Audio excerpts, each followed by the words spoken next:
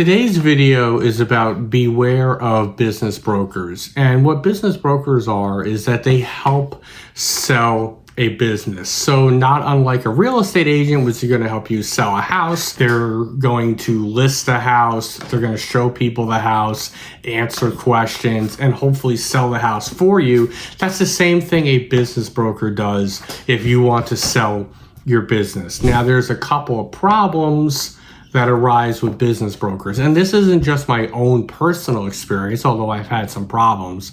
I mean, this is from a number of business people that I have spoken to that have interacted with business brokers. And that's not to say that every single business broker is bad, but you definitely do need to be aware. And there's a couple of reasons. One is that there are no barriers to entry to be a business broker. In most states, you don't require a license. I'm in New Jersey.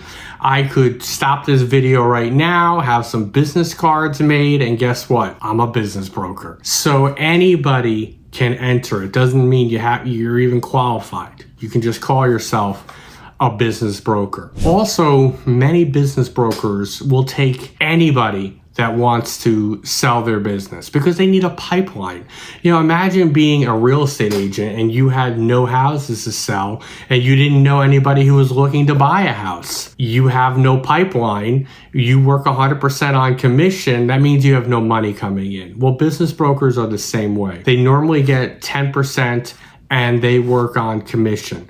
So it's in their best interest to get as many businesses as they can sell in their pipeline. Now, part of the problem with that is not all businesses are sellable. Let's just be totally honest. You know, you hear that most small businesses don't get sold, and one of the reasons is because they're not sellable. A lot of these aren't even businesses. They're really just jobs. If you're buying a business for $40,000 and the owner is netting 20, that's not really a business. You're buying, a part-time job. The more experienced brokers, they will weed out these businesses and say, I'm not going to waste my time. But when you have a lot of people that are coming into the industry because there are no barriers to entry, they will take all these businesses. Another problem is that they rarely specialize. So you can have somebody who is selling a laundromat, is selling a bagel place, is selling a gym, selling a pizzeria. So they're really just generalists. I can look at the books of a laundromat and say, okay, these numbers make sense. These are in line with what a laundromat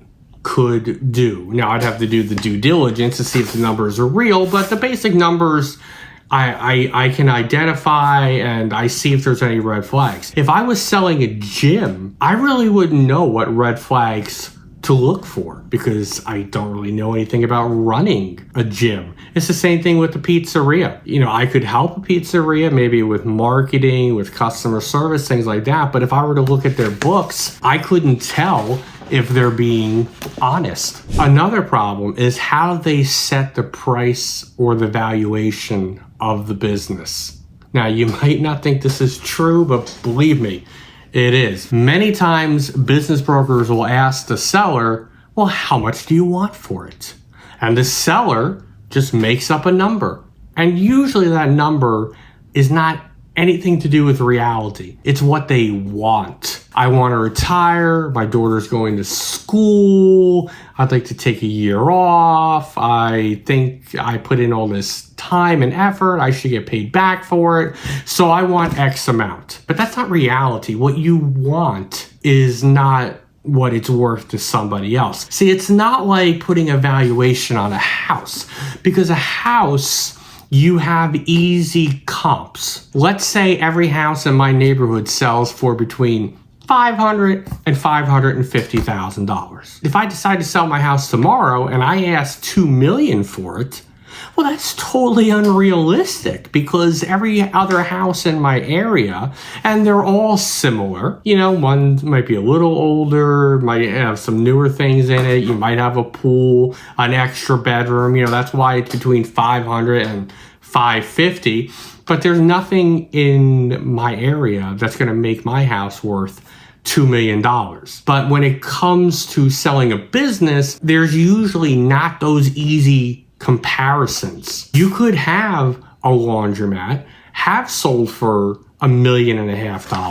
That's 10 miles away from, let's say, mine. But mine might only be worth $125,000. I came across a business that I thought would just be fantastic for my family. It was an indoor baseball facility, batting cages, pitching. You can practice during the winter. I'm in New Jersey, so, even in May, the weather is really not great always to go outside and play baseball. I saw this business listed for $350,000. Now, based on the numbers that were in the listing, it's like, okay. So I contacted the broker, and they sent me a breakdown of the financials. Now, this is not even a deep dive into the financials. This was just more a general overview. And when I started going through the numbers, I realized that maybe this business was worth $100,000. And he said, well, what do you want to offer? Because he said the owner originally wanted $750,000 for the business. He talked him down to $350,000. So my question for that owner that wanted to sell was, what was out of the $400,000 for? Because if you wanted $750,000 and you agreed to sell it for $350,000, where'd you get that number from? You basically just made it up. Long story short, okay, this business never sold. So the owner wound up getting $0. I would have to give some grief to the broker too, because the broker had an accounting degree. He knew the business wasn't worth $350,000 for it, but he didn't want to upset the seller because he already had to talk him down from $750,000. I see a lot of real estate agents that try to sell businesses because, again, they figure, they're meeting with a lot of people, especially when it comes to laundromats. Laundromats are popular right now. If you can get $500,000 for a laundromat and you get 10% of that, hey, that's $50,000 in your pocket. Real estate agent doesn't know anything about laundromats, doesn't know what a good lease is, what a bad lease is, what your utilities should be, about pickup and delivery, and all these other things. Because what happens a lot of times is they will take a listing, and to be honest with you, they've never even been to the business. Can you believe that? They've never even been to the business. They will tell the person, okay, send me your financials. Okay, and they put a basic financial little list together. They don't know how to check it to see if it's right. They say, send me some pictures. Okay, I'm going to put it on a website. We're going to see what happens. That's not the way to do it. There's also quite a bit of hyperbole that brokers will give you in their listings. Since this is not a regulated business, they can't flat out lie to you, but they can exaggerate. One of the exaggerations that I love with the laundromat industry is that every listing I see, it's an absentee owner. It's amazing that nobody ever works at laundromats, but they make a ton of money. So they want you to think, oh, you know what? This is easy. It's easy money. You just buy this place. It's going to run itself. Well, I can tell you, no successful business runs itself. So a lot of things in these listings are just exaggerations, hyperbole, wishful thinking. Every listing for any business that you read is going to say, with a new owner, this place has tremendous potential to do A, B, and C. And my question is always, well, if it has this much potential, why doesn't the current owner do that? That's for you to figure out when you go through the listing. And the last thing, the brokers, they often gloss over points. Like you might ask a question, well, what about A? What about B? That'll be fine, or that'll take care of itself. And then they really hope that you don't come back and double down on that question and say, well, no, I really need to know about this.